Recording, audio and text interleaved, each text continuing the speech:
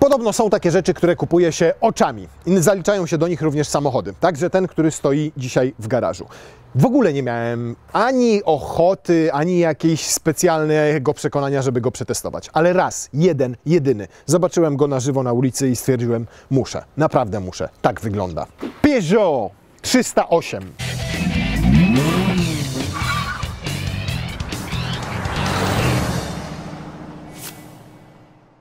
I zanim do niego wsiądę i nim wyjadę, to muszę powiedzieć Wam jedno, otwarcie. Nie sugerujcie się, broń Boże, zdjęciami w internetach, filmikami na YouTubach, ani nawet zdjęciami z konfiguratora Peugeota. Bo na nich to auto wygląda jak upośledzone i jak... Natomiast na żywo jest po prostu przepiękne. Zapewne zauważyliście tę subtelną zmianę, która pojawiła się u mnie na nosie i być może ona ma bezpośredni związek z moją opinią na temat tego auta. To prawda, ale autentycznie, jak go zobaczycie na żywo, jak popatrzycie sobie na te wąskie lampy, które są LEDowe już w standardzie, na ten grill, który ma nowe zupełnie logo Peugeota, w którym ukryto wszystkie radary i zobaczcie, tu nic dodatkowo nie wystaje. Te kły tutaj świecące, te przetłoczenia tutaj takie, które ciągnie się od błotnika, tu jest takie wklęsłe, tu przechodzi na drzwi, z tyłu znowu się pojawia ta linia dachu opadająca, a to jest najpiękniejszy element. Zobaczcie, tu lekko wystaje, tu możecie włożyć rękę, bo tam jest przycisk do otwierania bagażnika. Znowu to nowe logo. Ten czarny zderzak, to nie są wloty, wyloty rur wydechowych i to mi kompletnie akurat nie przeszkadza, bo wygląda to po prostu bardzo, bardzo estetycznie. A teraz włączę to i jeszcze zobaczycie, jak to pięknie świeci. Proszę, takie 3 segmenciki. I stoicie na żywo przed tym samochodem i mówicie: wow, naprawdę w dzisiejszych czasach da się zaprojektować coś innego, coś nowego, coś oryginalnego. To samo tyczy się wnętrza. Zobaczcie, jak ładnie może współczesny kompakt wyglądać. Nie trzeba stosować jakichś wyrafinowanych plastików. Można tkaniną pokryć tutaj drzwi. To jest mięciutkie i przyjemne. To jest tkanina, która jest przyjemna. To jest nawet miękkie, tu jest tylko ten kawałek, to jest plastik, brzydko wygląda klamka, mogłaby być jakąś ładną tutaj wstaweczką jeszcze urozmaicona. To jest miękkie, to jest plastik, ale to w tej klasie nie powinno dziwić. Zobaczcie, jaka jest śliczna ta pizzerka. To jest oczywiście sztuczna skóra, ale tu się pojawia przyjemny, mięciutki materiał. To jest skórzana wstawka, ładnie jest zabudowany ten fotel do góry, nawet na zagłówku pojawia się ta materiałowa wstawka i wszystko jeszcze obszyto kolorową nicią i jest to po prostu bardzo, bardzo, bardzo ładne, minimalistyczne, ale też estetyczne. I ten minimalizm widać też tutaj na konsoli centralnej i na całym tutaj tym panelu, na desce rozdzielczej. Zobaczcie, nawiewy wysoko umieszczone, można ładnie wkomponować, a nie za wysoko ekran i ten ekran w tym wypadku ma 10 cali i ma całkiem przejrzystą grafikę, natomiast zobaczcie tu, jak wbudowano panel dodatkowy, też taki ze szkła, który steruje potrzebnymi funkcjami, w sensie wyświetla je Wam tutaj na ekranie. Nie są to fizyczne przyciski, to musimy pominąć. O, i teraz będzie widać. Działa to niestety dosyć wolno, wolałbym, żeby nie było tej animacji, a żeby od razu się to wszystko pojawiało. Natomiast przynajmniej się nie zawiesza. Można to sobie wszystko konfigurować. O, widzicie, takie to jest właśnie tego działanie. Nie najszybsze, czasami potrafi chwilę zejść. Tutaj macie, jak domek naciśniecie, 3. No właśnie. 3 razy takie to główne menu. Możecie je sobie skonfigurować, pozamieniać tutaj kafelki, tu dać nawigację, tu dać pogodę, tu dać Apple CarPlaya. Apple CarPlay jest już bezprzewodowy, podobnie jak Android Auto. I tu akurat fajne, że się z niego szybko wychodzi jednym dotknięciem klawisza. No mówię, do pełni szczęścia wolałbym, żeby to było bardziej czytelne, żeby dostęp do niektórych funkcji był szybszy i żeby nie było tutaj tych animacji, tylko żebyśmy szybciutko przechodzili. Klimatyzację ustawia się na przykład stąd i chwili wymaga przyzwyczajenia to, żeby to zrobić dobrze, tak jak w innych samochodach z fizycznymi przyciskami. Fizyczne pozostały te tutaj, macie na przykład światła awaryjne, możecie sobie klimatyzację tutaj wewnątrz włączyć albo wyłączyć, tylna szyba, przednia szyba odmrażania, obieg zamknięty, no i jeszcze jest też samochodzik i ten samochodzik daje Wam dostęp do systemów wsparcia dla kierowcy, do jakichś tam różnych najpotrzebniejszych funkcji i do samouczka. Ja nie wiem, o co chodzi z tym samouczkiem. Mówiąc krótko, jest i tak dużo bardziej praktyczny niż na przykład ten stosowany w grupie Volkswagena, czyli na przykład w nowym Golfie. A to głównie ze względu na ten panel, który daje Wam po prostu bardzo szybki dostęp do najpotrzebniejszych funkcji. Ładowarka indukcyjna tutaj, cyk, wrzucacie sobie telefon i się ładuje. Działa akurat świetnie, bo jest pokryta gumą i jest wystarczająco duża, żeby pomieścić naprawdę spore telefony. Telefon się wtedy tam nie przemieszcza i naprawdę się ładuje i nie przerywa tego ładowania. Beznadziejnie umieszczony cup holder, bo tam to trudno nazwać cup holderem, bo to jest kwadratowe. Aloes w butelce. Możecie sobie wypić, bo on ma chyba kwadratową butelkę. Za wysoka zdecydowanie i niepasująca do całości wnętrza gałka zmiany biegów, bo tutaj mamy akurat manual. W dodatku typowy taki dla Peugeota, czyli ma długie te skoki tego lewarka, natomiast chodzi naprawdę bardzo fajnie. Skróciłbym go dosłownie o tyle tutaj i już byłoby dużo, dużo lepiej. Tu jeszcze dodatkowa półeczka, gniazdo już tylko USB-C. Schowek się otwiera na dwie strony, nie ma innej możliwości, nie ma żadnej regulacji przód, tył, a szkoda, bo wtedy by się jeszcze wygodniej trzymało kierownicę. Sama kierownica to ta typowa dla Peugeotów razem z tymi zegarami i wiem, że bardzo wiele osób narzeka, że nie jest w stanie znaleźć takiej pozycji sobie za tą kierownicą i takiej wyregulować, żeby widziało wszystko, co się dzieje na zegarach. Ja akurat jestem w stanie, autentycznie, ponieważ wysokie osoby mają tak, że jak maksymalnie sobie obniżą fotel, a on jest teraz maksymalnie obniżony, to wtedy ta kierownica u mnie super leży w dłoniach. Zobaczcie, tu mam normalnie miejsce na kolana. Tutaj mogę sobie tak rękę trzymać. Świetną widoczność przed sobą i zegary mam nad kierownicą. I ja akurat je widzę, ale wiem, że osoby niższej postury mogą faktycznie mieć z tym problem. Brzydko umieszczone to gniazdo zapalniczki. Już nikt tego nie stosuje. Najlepiej by było, żeby się znalazło w schowku i ten minimalizm tu byłby jeszcze ładniejszy. Natomiast podoba mi się jakość wykończenia, wykonania, nic tu nie trzeszczy, to wszystko jest porządnie zmontowane. To jest mięciutkie, to jest mięciutkie. Tu znowu mamy tę tkaninę wstawioną. Bardzo minimalistyczne, fajne też mi się podoba oświetlenie LED. Tutaj ten kawałeczek, tylko ten kawałeczek i tutaj za tym ekranem jest takie drobne podświetlenie, subtelne i to akurat do mnie przemawia. Na kierownicy wreszcie wylądował także tempomat, a nie tutaj na takim dzyndzlu wystającym z kolumny, tylko tu sobie wszystkim sterujecie. Dobra, to teraz jeszcze zajmijmy się tym, co jest na zewnątrz. Zamykanie drzwi klasy premium we francuskim kompakcie. Ślicznie się zamykają. I jeszcze klapa bagażnika. Posłuchajcie tego dźwięku. Jak może się zamykać klapa bagażnika w kompakcie? Oczywiście to jest kwestia też tego, że rejestrację mamy w zderzaku, a nie na samej klapie, jak Silny słusznie zauważył. Niemniej i tak ten dźwięk jest na bardzo, bardzo wysokim poziomie. W życiu nie sądziłem, że Francuzi będą w stanie no taki dźwięk zaprojektować. No aż to jest przyjemne dla ucha. I zobaczcie, i to jest auto na fy. I tu się nic nie dzieje. Jeszcze. Auto generalnie urosnęło. Urosnęło o 11 cm wzdłuż, a rozstaw osi zwiększył się o 5,5 cm, natomiast jest niższy o 2 cm, co ma nadać mu takiego bardziej sportowego charakteru. Natomiast co ciekawe, nie tworzono tutaj nowej platformy, tylko zbudowano go na platformie poprzedniej 308, tylko odpowiednio ją zmodyfikowano i dostosowano do współczesnych standardów.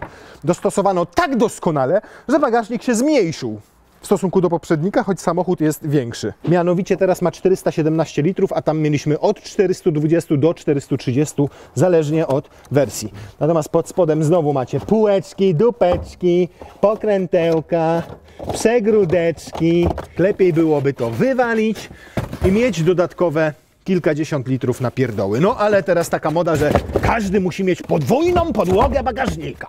Dobra. I nic tu więcej nie ma. Zobaczmy, ile tutaj walizek wejdzie. Wzdłuż na pewno nie wejdą, bo tu za krótko i to zdecydowanie. A czy tak wejdą? Jedna wejdzie i druga, proszę, wejdzie.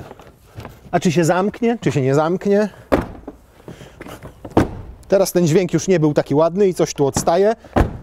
Już nie odstaje. Kanapa jest dzielona w proporcjach 60/40. Trudno od kompaktu oczekiwać tego, żebyście mieli 40-20-40. Natomiast z tego, co widzę, znalazł się tutaj otwór na narty. Z tyłu nie siedziałem i szczerze mówiąc, jak patrzę na ilość tego miejsca tutaj, to nie mam ochoty. Ale weźmy pod uwagę, że ja siedziałem z przodu przed chwilą, więc teraz usiądę na fotelu pasażera. O, powiedzmy, że jak mam 1,90 m, to w dłuższą trasę w ten sposób tu mogę jechać. Zobaczmy, jak to będzie tu. no to tak jest, no tak nie dla dużych chłopów tutaj miejsce. Dla dzieciaków 1,70 m to jest maks, żeby wygodnie tutaj jechać w dłuższą jakąś drogę. Tutaj ogranicza mi w tym miejscu fotel miejsce na stopy. Po drugie, tu jest dziwnie bardzo wyprofilowany ten fotel. Jeszcze jakby on to wgłębienie miał pociągnięte wyżej, to byłbym w stanie w miarę wygodnie swoje wysokie kolana tutaj trzymać. Ale nie mogę, bo zobaczcie, w tym miejscu tutaj po prostu nie mam w ogóle przestrzeni, kompletnie. 2 gniazda USB, tu jakaś półeczka, odrębny nawiew na pasażerów tylnej kanapy, podłokietnik jest, cup holdery są, można to sobie wyjąć, to jest takie gumowe. Tu jest fajne miejsce, bo jest na telefon, ale jest plastikiem wyłożone, więc ten telefon będzie się przesuwał i nie będzie w stałej pozycji. O, i tu ten wspomniany rękaw na narty. I jeżeli chodzi o wykonanie w tym miejscu, no to o ile tam z przodu pokazywałem Wam, wszystko było mięciutkie, no to tutaj już jest bardziej plastikowo. Czyli to wszystko jest odlane z plastiku, tylko ten kawałek jest miękki i sytuację ratuje materiałowa wstawka. Natomiast pomimo obniżenia auta o 2 cm, no to jest tutaj w miarę dużo miejsca nad głową. Owszem, dotykam, no ale mam 1,90 m, a siedzę w kompakcie. To teraz jeszcze zajrzyjmy tam z przodu. Celowo nie braliśmy żadnej wypasionej wersji. Po doświadczeniach z Peugeotem 508 w wersji plug-in, o tu możecie go sobie obejrzeć, to w ogóle stwierdziliśmy, że tego auta nie zaryzykujemy pokazania go w takiej wersji, więc wzięliśmy go z silnikiem benzynowym, podstawowym o pojemności 1,2 litra, tylko z 3 cylinderkami, znane i, co ciekawe, cenione i lubiane THP, bo wiele osób skarży się na 3-cylindrówki, a ta 3-cylindrówka zdobywała wiele nagród i uchodzi za bardzo niezawodną.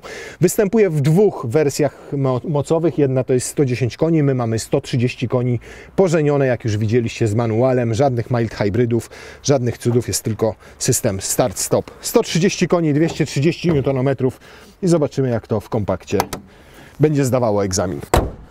Możecie być bardzo zdziwieni i wręcz zaskoczeni tym, że mamy tutaj francuskie auto na podjeździe. Minęło 10 minut materiału, a my jeszcze ani razu się z niego tak na poważnie nie śmialiśmy.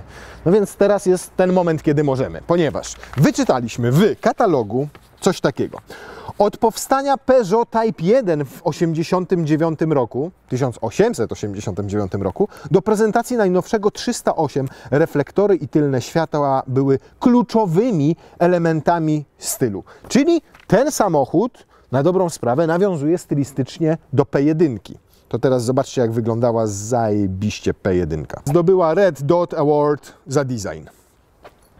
Uderzające podobieństwo, naprawdę. Nie wiem, co oni tam biorą w tej Francji, ale to już nie jest tylko wino, tylko jest z czymś wymieszane. Pierwsze wrażenie, jak do niego wsiadłem, to że kurde, te 130 koni i ten silniczek 1.2 to naprawdę jedzie. Zobaczcie, 3. bieg, a on żwawo chętnie do przodu. Owszem, słychać, że to są 3 cylindry, bo to jest ten taki, no, symptomatyczny dźwięk, tak bym to określił, dla 3-cylindrówki, ale są dobrze wyciszone. I w dolnym zakresie obrotów tego nie słychać. Teraz na przykład nie słychać i dopiero jak gdzieś tam te 2700, 2800 osiąga, no to już słychać, że to są te 3 cylindry i że one tam ledwo sapią i że wydają ze siebie ten specyficzny dźwięk. Nawet jak odpalacie go na zimnym, to jest tylko to pierwsze takie przekręcenie rozrusznika i słuchać 3 cylindry, a potem już o tym kompletnie zapominacie. Natomiast bardzo elastyczny ten silnik, zobaczcie, 50 na godzinę, a ja już sobie, mogę sobie wbijać 5 i wtedy ma 1400 obrotów. Zawieszenie, kolumny MacPhersona z przodu, z tyłu, belka skrętna, nie, żaden wielowahacz. I zobaczcie. Bardzo ładnie wybiera, nie jest za miękkie, nie jest takie typowo po francusku miękkie, jest takie jędrne, ale też nie jest sportowe. Gdzieś tam znaleziono ten złoty środek.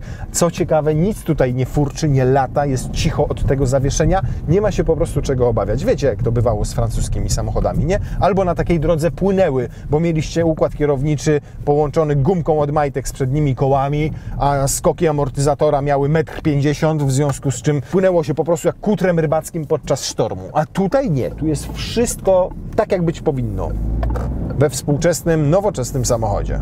Ma bardzo fajny układ kierowniczy. Też pracuje, tak jak to zawieszenie, dobrze wypośrodkowane, nie za twardo, nie za miękko. Tryby jazdy, co ciekawe, słuchajcie, są tylko 2.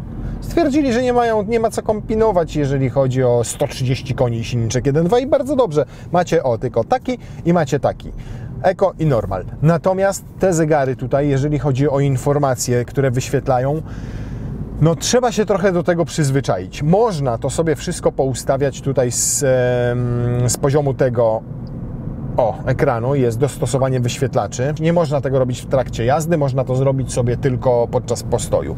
I możecie wtedy sobie tutaj zmieniać te zegary, wprowadzać mapę i pokazywać zużycie paliwa i to, żeby pokazywało komputer, a tutaj kompas, a tu, żeby pokazywało obroty, a tu, żeby nie pokazywało obrotów. I one są konfigurowalne i możecie mieć 3 czy 4 i potem je sobie, zmieniacie tutaj tym przyciskiem na dźwigni do kierunkowskazów. Są takie, są śmakie, ale generalnie za dużo się tutaj jak dla mnie dzieje. Ten jest taki z mojego punktu widzenia najbardziej ergonomiczny i też minimalistyczny, czyli nie jest nasycony informacjami, których nie potrzebuję, tylko tymi najpotrzebniejszymi. Jak chcę sprawdzić sobie zużycie paliwa, no to sobie tutaj pstrykam. Teraz mam z ostatnich 50 km 7,6 litra, ale jeszcze sobie zobaczymy z dzisiaj jak to będzie, czyli trzeba wtedy przytrzymać i się zeruje. Więc tak, jeżeli chodzi o całość, to owszem, to jest ładne, minimalistyczne, ale właśnie brakuje trochę temu większej ergonomii, żeby ten ekran działał szybciej i był bardziej intuicyjny w obsłudze, żeby te zegary tu były większe i przejrzyste. Zobaczcie, wszyscy producenci dzisiaj mają zegary tutaj gdzieś w tym miejscu, a nie tak głęboko i te zegary mają 10 cali, a tu nie dość, że on jest odsunięty i jest tam w głębi, to jeszcze jest malutki, bo przekątną ma może z 7-8 cali. Sam fotel jest bardzo wygodny, ma fajne boczki, fajnie trzyma. Nie wiem, czy w dłuższych trasach nie będzie jedynie za miękkie siedzisko i troszkę dupcia będzie bolała. Podoba mi się wyprofilowanie i pociągnięcie go do góry tutaj, zobaczcie. Bo to jest jedno z niewielu aut kompaktowych, w którym naturalnie mam oparte o łopatki i czuję, że jest wszystko dobrze. O Boże, kochany, Na 40 jechać 30 to trzeba mieć naprawdę mocne nerwy. I zobaczcie, i cały czas się ładuje telefon. Proszę bardzo, pokazuję. A jest już od 15 minut na ładowarce indukcyjnej. W każdym aucie już by 8 razy przestał się ładować. Spryskiwacze umocowano już w wycieraczkach, tak jak w wielu innych samochodach, dzięki czemu nie wali Wam prosto na szybę i widoczności przez chwilę nie zakłóca, tylko ciach.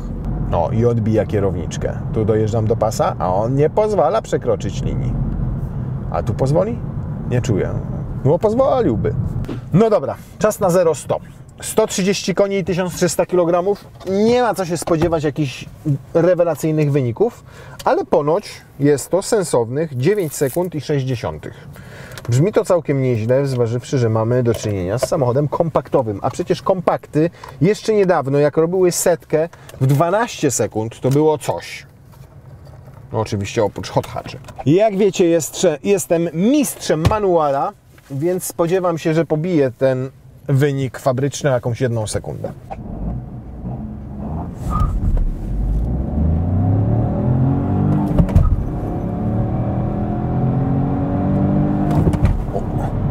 Nawet nie wiem, ile mam kurna obrotów, 10,9, czyli tak jakby ponad sekundę gorzej.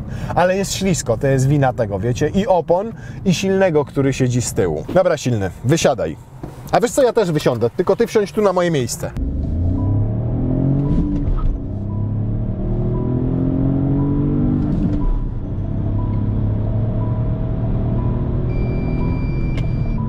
$10,6? Naprawdę? Biegu nie wrzuciłem.